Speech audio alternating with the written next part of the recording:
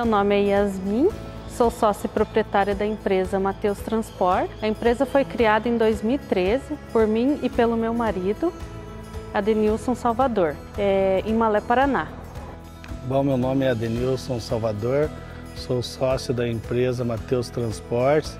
O motivo de nós ter comprado Scania é pelo conforto, economia, média, caminhão muito bom de mercado e desempenho e qualidade. Nós transportamos papel higiênico daqui de Malé, Paraná, para todas as regiões do Brasil. Em 2016, nós compramos o nosso primeiro caminhão Scania, um seminovo, um P250. Depois disso, em 2018, nós conhecemos o vendedor Sadi da Cotrasa. Ele liberou o crédito Scania Banco e liberou o primeiro caminhão 0 km para nós. Usamos o Scania Banco para comprar alguns veículos e o consórcio que temos algumas cotas ativas. Hoje a frota é composta por 80% dos caminhões Scania. A nossa meta futuramente é ter 100% caminhões Scania.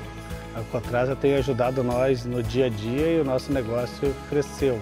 Com o pacote de desempenho, a gente, com a Scania de União da Vitória, consegue corrigir o motorista como ele está trabalhando com o caminhão. O que a gente espera da Scania para o futuro é economia, desempenho e qualidade. Que para a nossa empresa crescer cada vez mais. A nossa parceria com a Cotrasa, com a Scania, é muito importante. Se eles trazerem novidade, a gente pode crescer mais com eles também, crescendo também. Cotrasa. Aqui você está entre amigos.